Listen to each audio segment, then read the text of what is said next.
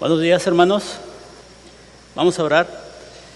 Amado Padre Celestial, muchas gracias, Señor, por este tiempo. Gracias, Señor, por su palabra. Gracias, Señor, por su Santo Espíritu.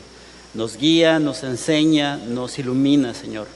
Suplicamos que su Santo Espíritu sea con nosotros. Suplicamos que su Santo Espíritu hable a nuestros corazones y transforme nuestro carácter, Señor, y su obra transformadora sea en nosotros, Señor. Padre, venimos a usted solamente para escuchar su palabra y ser transformados, Señor. Se lo pedimos en el nombre de Cristo Jesús. Amén. Mi latín no está muy bien, tal vez el tuyo tampoco, así es que mi pronunciación y la tuya no va a haber problema. Damnatio memori o damnatio memori. ¿Qué es eso? Bueno, se le traduce como la condena a la memoria. Y este era el más terrible de los castigos que podían dar los romanos en su época. ¿Qué implicaba? Implicaba que cuando un emperador moría, todo lo referente a él, todo lo que tenía que ver con su literatura o con su cultura o con la música que se había escrito en su nombre o con las monedas que se habían acuñado con su imagen o las estatuas que habían sido puestas en su imagen, todo absolutamente era borrado. Y la condena era esta: este hombre nunca existió, la historia lo va a dejar atrás y va a ser absolutamente olvidado. Damnatio memori. Este castigo fue utilizado por los romanos, pero no fueron ellos los que lo crearon. Esta ya era una tradición o se implementaban ciertas maneras de hacerlo así, desde los babilonios, los asirios, los sumerios, los hititas, los egipcios. Cada vez que conquistaban una tierra, trataban de borrar toda su historia y trataban de borrar todo lo que ellos eran. Hoy en día es lo que se quiere hacer con nuestra nueva cultura que se quiere imponer. Hoy en día se resume la frase: el que gana la batalla, cuenta la historia. El que gana la guerra, cuenta la historia. Y esto tiene que ver y es relevante porque hoy vamos a ver el libro de Crónicas. Así es que les pido por favor que vayan a su primer libro de Crónicas en el Antiguo Testamento. Y vamos a ver por qué es interesante este dato. Este libro se escribe cuando el pueblo de Israel está regresando después del exilio.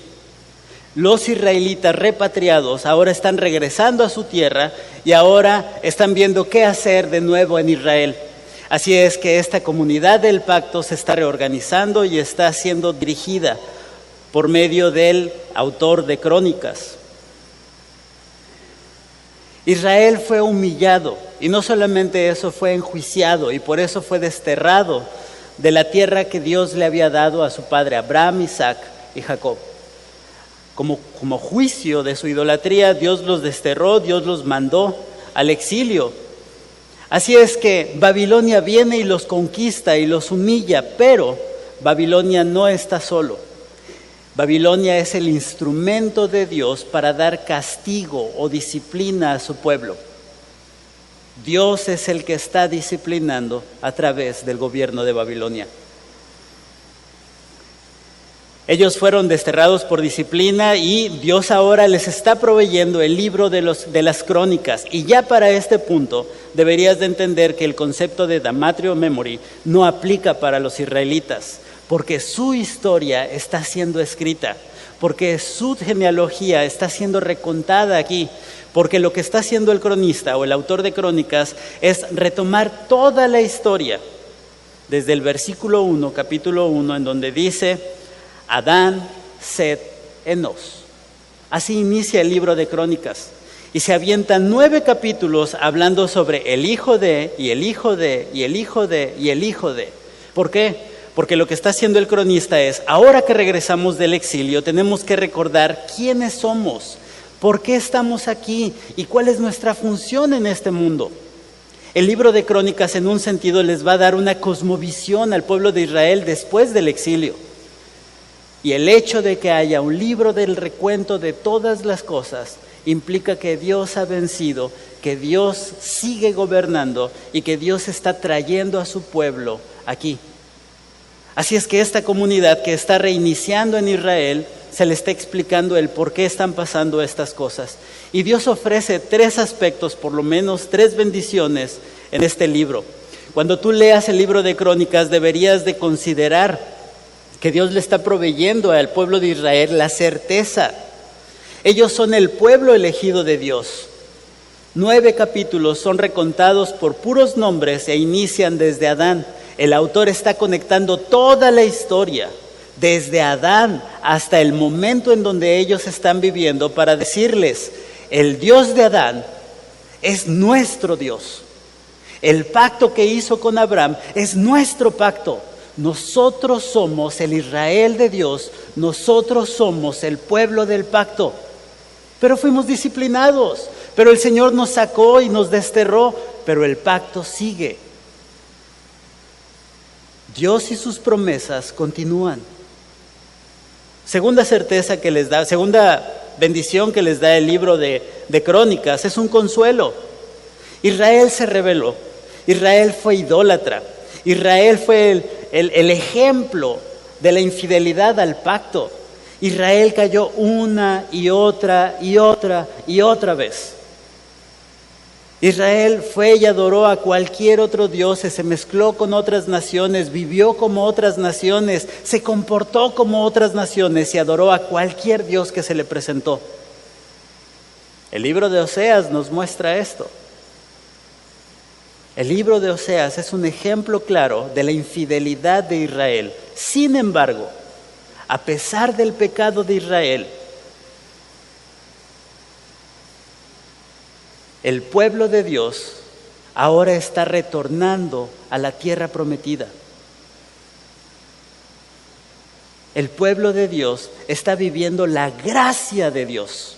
No lo merecía, no se lo ganaron, no tuvieron las obras suficientes, no hubo obras de su parte, pero Dios estaba bendiciendo nuevamente a su pueblo. Y en ese sentido el cronista les dice, ustedes fueron pecadores, ustedes fueron infieles, pero Dios siempre, siempre es fiel a su pacto. Dios nunca abandona su pacto.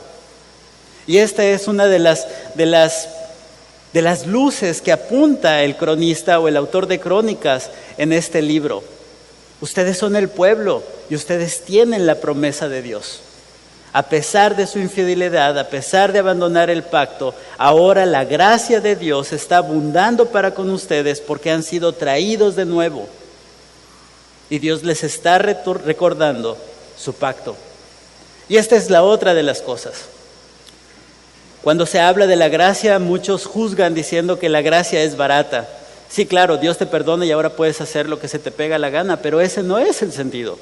Y el libro de Crónicas es precisamente lo que nos enseña.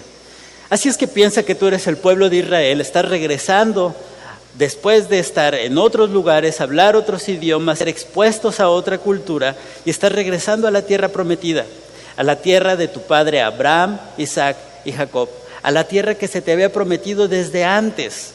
Tú pecaste, pero ahora eres perdonado. Y no solamente eres perdonado, eres restaurado. ¿Y qué voy a hacer ahora? ¿Cómo voy a vivir ahora? ¿Qué debo de hacer ahora? Y la tercera cosa que nos da el autor de Crónicas es que nos enseña cómo debemos de vivir o cómo debía de vivir el pueblo de Israel después de regresar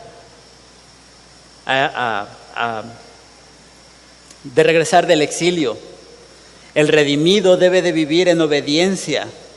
El redimido debe de vivir como alguien que está agradecido por haber sido rescatado por Dios.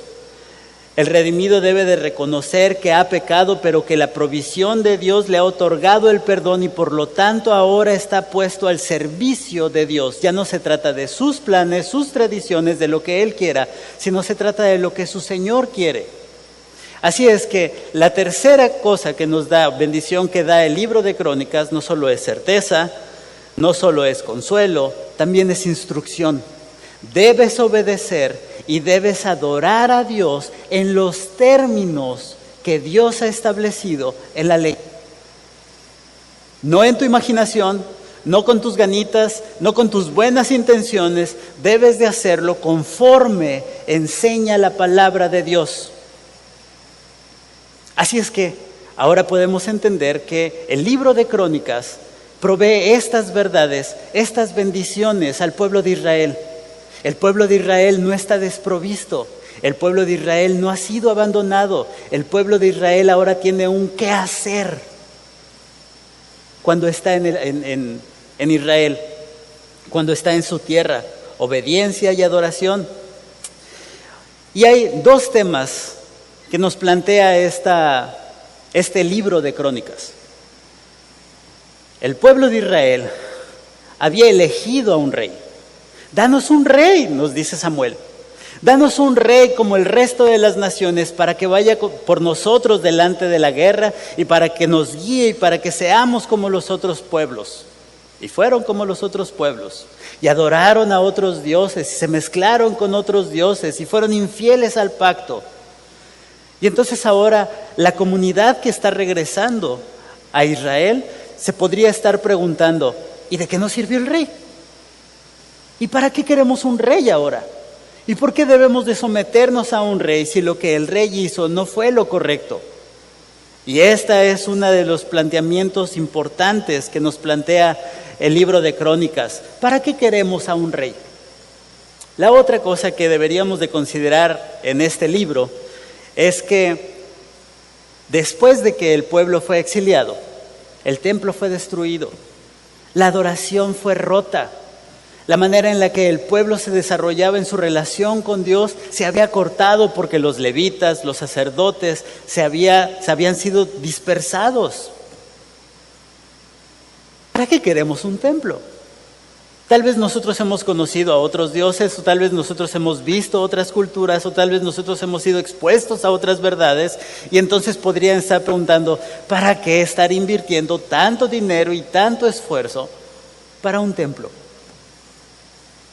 Si puedo adorar a Dios tal vez de otra manera. Estos dos temas son importantes. ¿Qué es la familia real y por qué es importante trabajar en el templo? Cuando tú leas el libro de Crónicas deberías de estar considerando estos temas para poder entender el libro de Crónicas. Mi deseo esta mañana es considerar estas verdades para que veamos la importancia de la familia real y del templo en ese tiempo y en nuestros días. Ahora sí, capítulo 17 del libro de Crónicas. Primer libro de Crónicas, capítulo 17. Versículo 1 dice: y sucedió que cuando David ya moraba en su casa, dijo David al profeta Natán: he aquí, yo habito en una casa de cedro, pero el arca del pacto del Señor está bajo una tienda.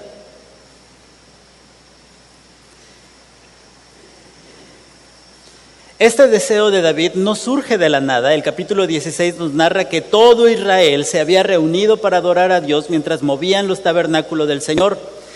David había dirigido todo un día de adoración y de alabanza. Había convocado al pueblo, había puesto a los sacerdotes, había puesto a los levitas, se habían purificado y todo el pueblo de Israel estaba listo para mover el arca del Señor. Iban cantando, iban adorando, iban ofreciendo sacrificios y todo lo estaban haciendo conforme a lo que Moisés había ordenado. Vemos a David como el rey, pero al mismo tiempo lo vemos como alguien que está guiando la adoración del pueblo. Alguien que les está enseñando cómo debe de ser el pueblo. Y en esto el libro de Crónicas nos empieza a decir: el rey es importante. El rey está cumpliendo porque el rey es un siervo de Dios. Y cuando leas el capítulo 17, piensa en esta frase: el rey es un siervo de Dios. Así que vemos a David como siervo que se somete a la palabra de Dios, que adora en los términos de Dios y que no va de acuerdo a sus imaginaciones o ocurrencias. Después David dirige una oración, una adoración al pueblo de Israel con 3 aspectos. Les recuerda las maravillas de Dios, el capítulo 16. Les recuerda los prodigios, los juicios de Dios, y que desde la creación y toda la historia del pueblo de Israel, Dios les ha provisto, les ha amado y les ha consolado y les ha dado y les ha llenado de bendiciones. El Dios del pacto sigue estando con ellos y ellos están delante de su presencia. Adórenle. Y luego dice, alaben al Señor, porque Dios Todopoderoso siempre es fiel. Con todo lo que ha pasado y con todo lo que hemos hecho, Dios sigue habilitando bendiciones para su pueblo. Y Dios sigue estando en medio de su pueblo en el tabernáculo. Y la tercera cosa que hace David en el capítulo 16 es dar acción de gracias. Llama no solamente a los hijos de David, al pueblo de David, sino a todas las naciones. Todas las naciones tienen que escuchar quién es el Señor y todas las naciones deben de venir y adorar su santo nombre. Así es que David en este capítulo va abriendo la adoración y va abriendo la adoración y va abriendo la adoración. Yo debo adorar a Dios, pero tú también, Israel, debes adorar a Dios, pero todas las naciones deben adorar al Señor. Así es que imagínate después de ese día. Después de ese día, David acaba de mover el arca del pacto y llega a su casa. Y en su casa hay cedro y huele a madera y está muy bonito. Y tiene una casa muy grande. Y la palabra clave de este pasaje, del versículo 1 al versículo 14, es casa. Y vamos a ver cómo va cambiando el concepto de casa. Así es que David está en su casa y dice, espera, yo tengo una casa, pero el Señor tiene una tienda. No es correcto que el Dios al que acabamos de alabar así vive en una tienda. Y entonces Natán le dice a David, versículo 2, haz todo lo que está en tu corazón porque Dios está contigo. Y sucedió que esa misma noche la palabra de Dios vino a Natán diciendo, ve y di a mi siervo David, así dice el Señor, tú no me edificarás casa para que yo habite en ella. No he morado en casa desde el día en que yo hice subir a Israel hasta hoy, sino que he venido de tienda en tienda, de morada en morada. En todos los lugares donde he andado con todo Israel, he hablado alguna palabra con alguno de los jueces de Israel a quienes mandé apacentar a mi pueblo diciendo, ¿por qué no me habéis edificado una casa de cedro?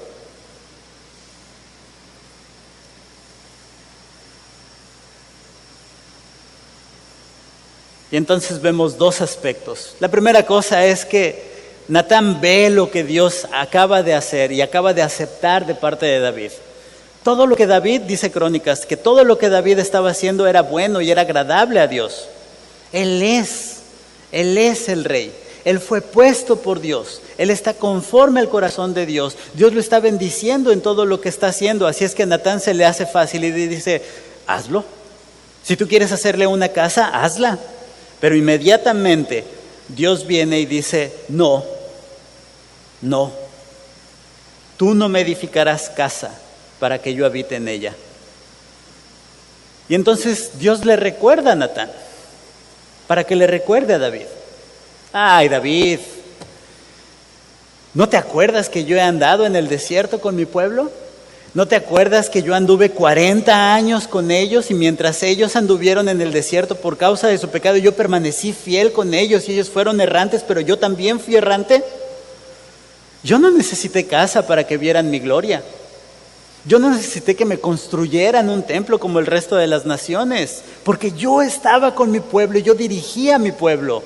Era un Dios que era inmanente, que se relacionaba con su pueblo y su pueblo tenía la bendición de que su Dios no estaba allá en un templo, en un lugar, sino estaba con su pueblo.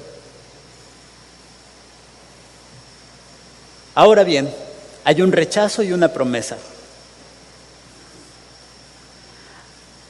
David recibe un rotundo no, Dios rechaza sus buenas intenciones y Dios se declara como el soberano y no necesita de una casa para mostrar su señorío. Al contrario, esto manifiesta su fidelidad a su pueblo. Dios andado errante, la gloria de nuestro Dios, entonces, no es dónde está, sino quién está. Dios estando en medio de su pueblo. Dios relacionándose con su pueblo. Hermanos, ya en esto podemos ver ciertos paralelismos que deberíamos de entender. El Dios de Israel sigue siendo nuestro Dios. Y nosotros somos el nuevo Israel.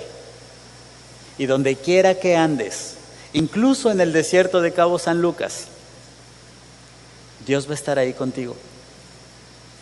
Dios no nos deja, Dios no nos abandona, Dios jamás se olvida de sus hijos.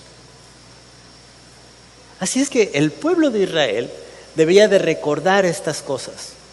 Y tú deberías de recordar lo mismo. Versículo 7 dice, ahora pues, y quiero que vean la importancia de la palabra casa.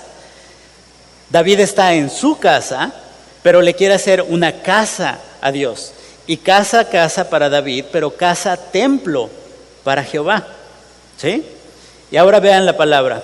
Ahora pues dirás a mi siervo David, a mi siervo David. Siervo. El rey de Israel es mi siervo. El rey de Israel está a mi servicio porque yo soy el Señor de Israel. Dirás a mi siervo David, así dice el Señor de los ejércitos. 4 palabras nos va a dar en estos 2 versículos. Yo te tomé del pastizal de seguir a las ovejas para que fueras príncipe sobre mi pueblo. Yo he estado contigo, 2ª palabra, por donde quiera que has ido. 3ª palabra, y he exterminado a todos tus enemigos delante de ti. Y haré de ti un nombre como el nombre de los grandes que hay en la tierra.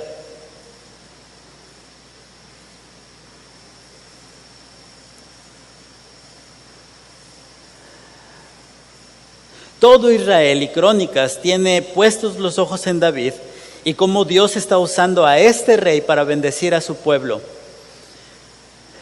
Pero cuando ve la imagen de David, la ve como un siervo de Dios. Y le dice, David, tú eres rey porque yo te puse ahí. Y quiero que veas, y quiero que voltees al pasado y que veas cómo yo he cumplido mis bendiciones. Yo te tomé, Él te eligió cuando tu propio padre ni siquiera te llamó para tomar el puesto de rey.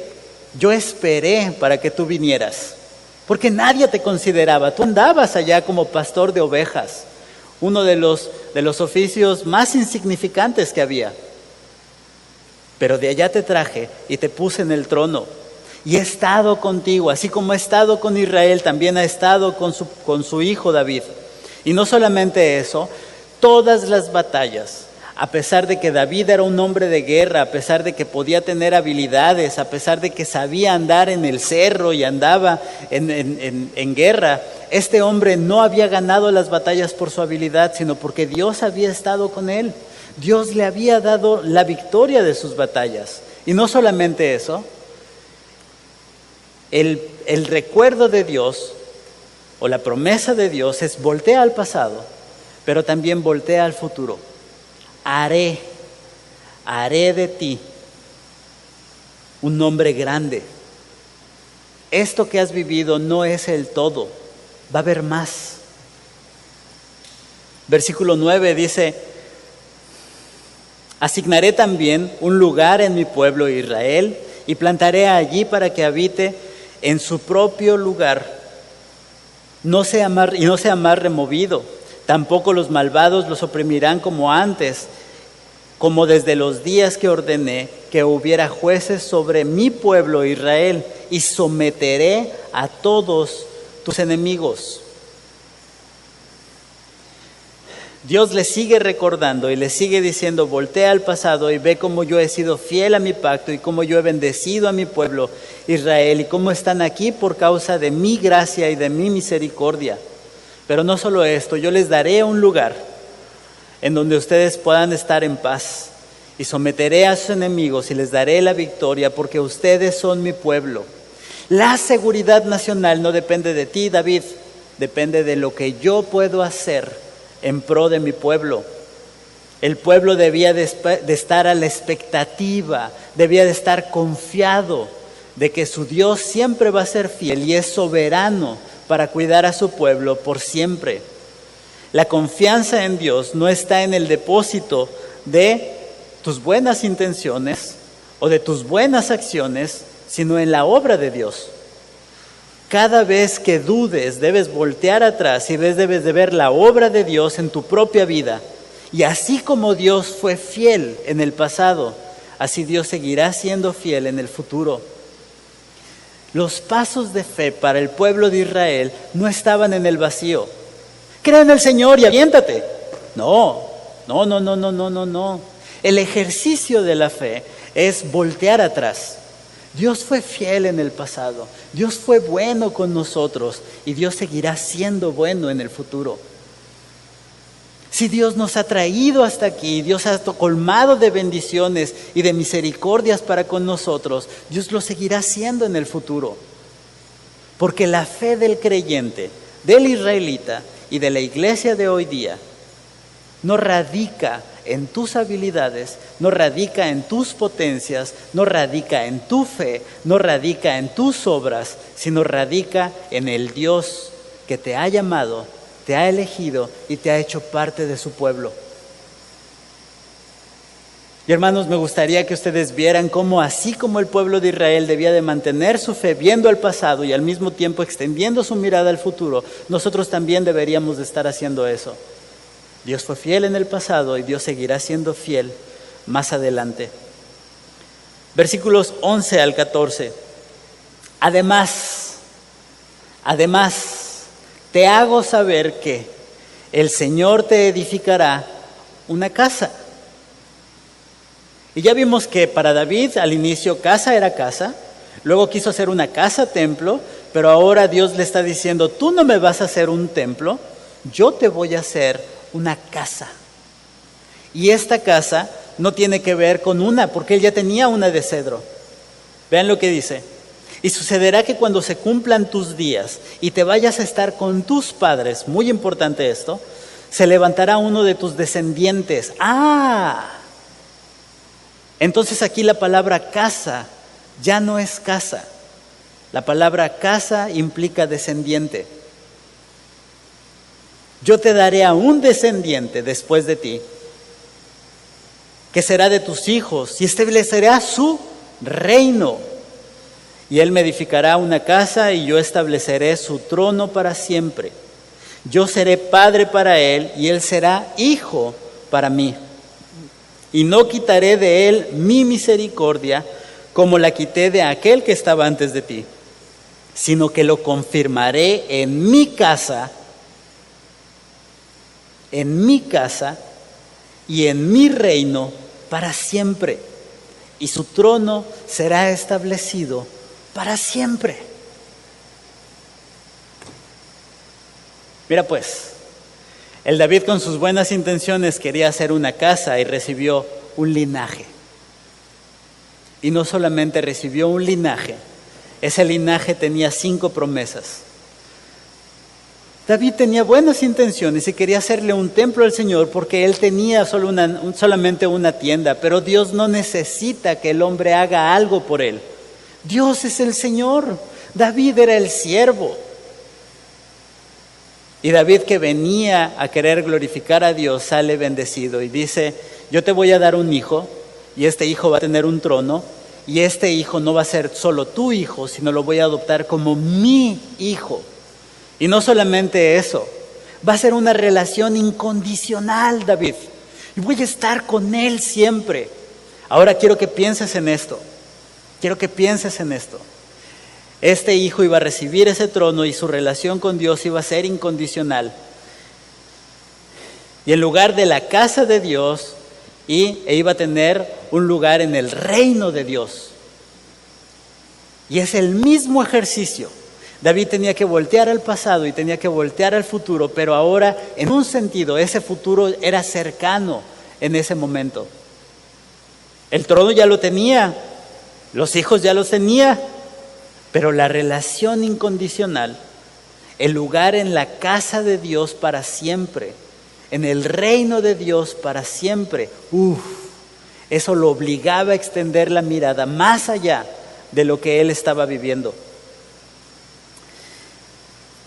Una de las frases importantes de esta porción es: cuando vayas a estar con tus padres. Mira, podemos considerar a 4 personajes importantes en toda la genealogía, desde Adán hasta David. El primer personaje es Adán. Adán le dio una identidad, le dio una descendencia y le dio una tierra. Y le dijo: Adán, tú eres imagen de Dios, debes de ser fructífero y debes de multiplicarte y debes de llenar la tierra y sojuzgarla. Toda la tierra es tuya, Adán. ¿Ven? Pero Adán peca. Pero el plan de Dios no cambia. Dios viene con Abraham y dice: engrandeceré tu nombre, haré de ti una gran nación y serán benditas todas las familias de la tierra a través de tu descendencia. ¿Ven los mismos elementos? El capítulo 16, David les dice: recuerden el pacto de Abraham. Nosotros estamos aquí porque Dios fue fiel a Abraham, le prometió una tierra y nosotros estamos en esta tierra. Hemos sido infieles, pero Dios sigue siendo fiel. Luego vamos a Moisés. Y con Moisés dice: yo los libraré de la esclavitud y os tomaré como pueblo mío, y yo seré su Dios y ustedes serán mi pueblo. Y os traeré a la tierra que juré a Abraham, a Isaac y a Jacob. La misma promesa, el mismo plan, la misma idea, el mismo propósito. Y ahora viene con David y dice: yo seré padre de él y él será hijo mío. Lo confirmaré en mi casa y en mi reino para siempre, y su trono será establecido para siempre. Y lo pondré allí para que habite en su propio lugar. Le daré una tierra. Es el mismo pacto. Es el mismo pacto. Y algo interesante, Génesis 12 nos habla cómo Dios viene con el pacto con Abraham, pero en 17 ratifica ese pacto y dice: no solamente tú, sino tus descendientes y los hijos de tus hijos y los esclavos de tu casa, todos ellos van a participar del pacto en la circuncisión. Y todos van a ser parte de esa comunión. Y todos van a ser benditos de Dios a través del pacto con Abraham, que fue el pacto con Adán. Un solo pacto.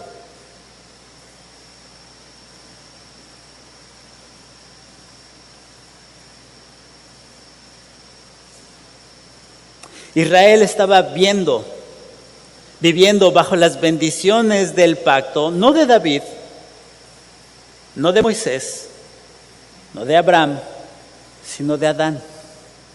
Este pacto que Dios estableció con Adán lo ha pasado y lo ha pasado y lo ha pasado.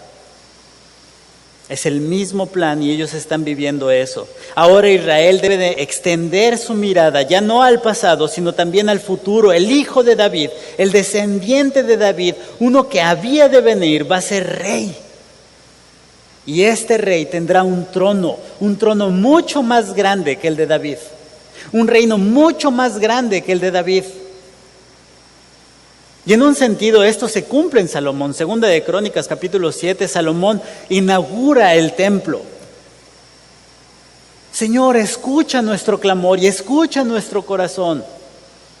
Y entonces el Señor viene y en misericordia contesta: si mi pueblo se humillare y orare en este lugar, yo estaré con ellos y sanaré su tierra y los bendeciré. Ahora mis oídos están abiertos y están atentos mis ojos. Venga el pueblo de Israel al templo, venga el pueblo de Israel ante la presencia de su Señor y adore a su Señor. En un sentido ya se había cumplido, pero el pueblo de Israel es desafiado a extender la mirada más allá. El libro de Crónicas es el último libro en el canon judío, es decir, es el último libro antes de Mateo. Y aquí se nos dice, ha de venir un descendiente, ha de venir un hijo, y este hijo será el hijo de David. Mateo capítulo 1. Después de la tensión del silencio de 400 años, el Espíritu Santo rompe el silencio con Mateo diciendo esto.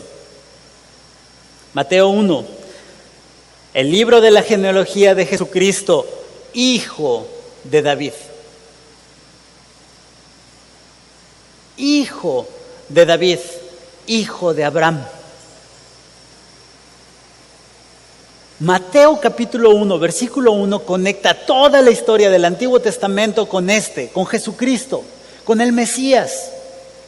El hijo esperado, el hijo prometido, no era Salomón, era Jesucristo. Versículo 6, y David engendró a Salomón, ahí se cumplió.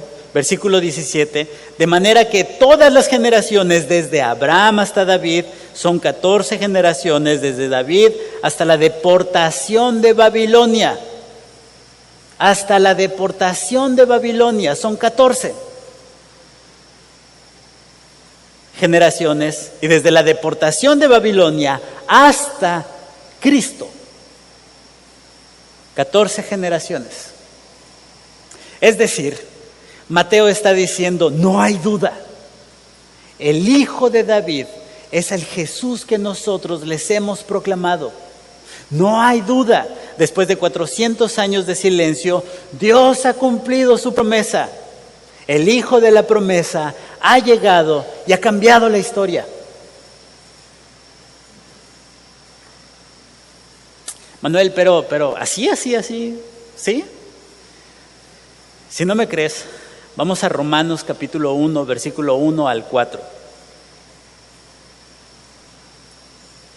Pablo, siervo de Cristo Jesús, llamado a ser apóstol, apartado para el evangelio de Dios, que Él ya había prometido por medio de sus profetas y las santas escrituras, el Antiguo Testamento.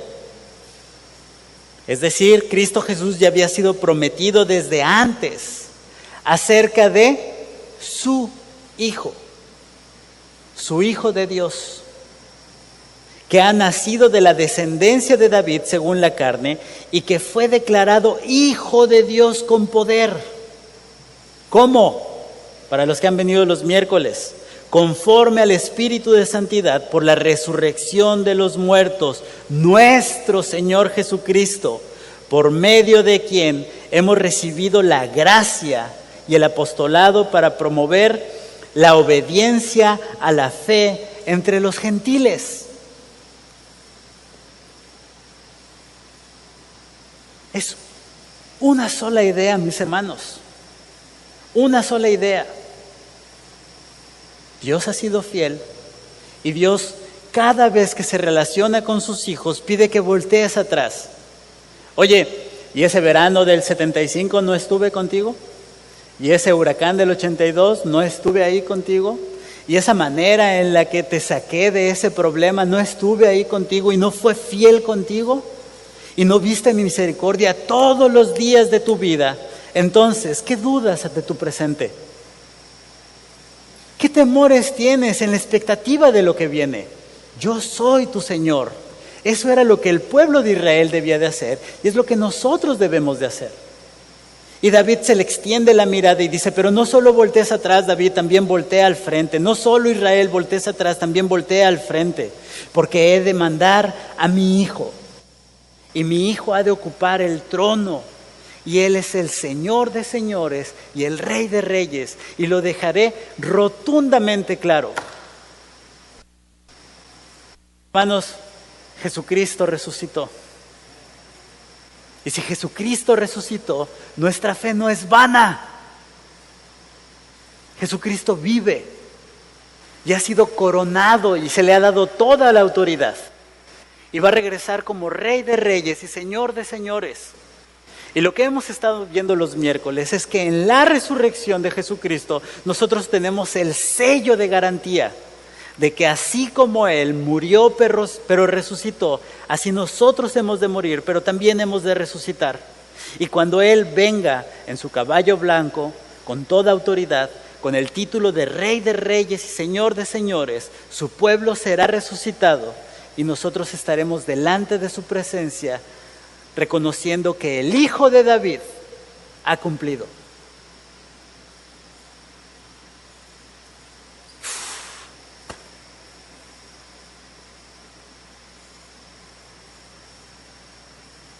Hermanos, nuestro Dios no es algo pasivo. Nuestro Dios es activo en la historia, dirige la historia, va llevando a su pueblo, va colmando de bendiciones, le va guiando poco a poco y le va enseñando y va mostrando su fidelidad y va mostrando su amor y va mostrando su paciencia. Nosotros somos infieles al pacto, pero Él es fiel al pacto. El pueblo de Israel es desafiado a voltear atrás, pero voltear al futuro. La iglesia de hoy es desafiada a voltear atrás. Espera, ¿y cómo me garantizas que esto que dice la Biblia es verdad? Porque Jesucristo vino, murió, pero resucitó. Y esto cambia la historia. Y cada vez que la iglesia de Cristo voltea atrás, voltea a ver que Dios ha cumplido con su promesa. Dios es fiel a su pacto. Y ahora la iglesia adora y sirve al Señor en gratitud. No para ganarse la salvación. La salvación ya ha sido ganada por Cristo. Pero ahora le glorificamos, le amamos y le proclamamos en este mundo. Y no solamente eso, sino que vivimos con la esperanza de que así como cumplió su promesa en el pasado, nuestro Señor regresará y volverá por su pueblo y estaremos en las bodas del Cordero del Señor. Esa es nuestra esperanza. Esa es la esperanza para el Israel de Dios. Hermanos, yo no sé cuáles sean tus circunstancias. Yo no sé cuáles sean tus temores. Yo no sé cuál sea tu manera de entender el Evangelio. Pero tienes que entender que Jesucristo es la promesa cumplida. Y Jesucristo es la garantía de nuestra salvación. Por eso toda criatura tiene que creer en el nombre de Jesús y lo tiene que declarar como el Señor de su vida y el Salvador de su vida. Porque no hay otro nombre dado debajo del cielo, sino solamente Cristo, mis hermanos.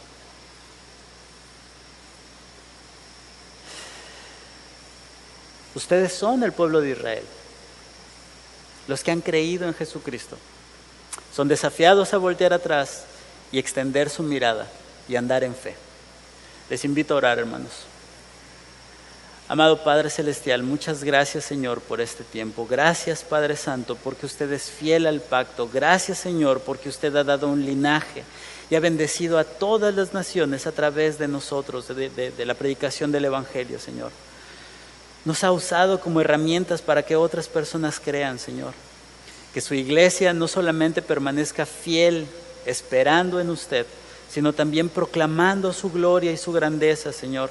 Proclamando que usted vuelve, y esto es ciertamente verdadero. Suplico, Señor, que bendiga a su pueblo, en el nombre de Cristo Jesús. Amén.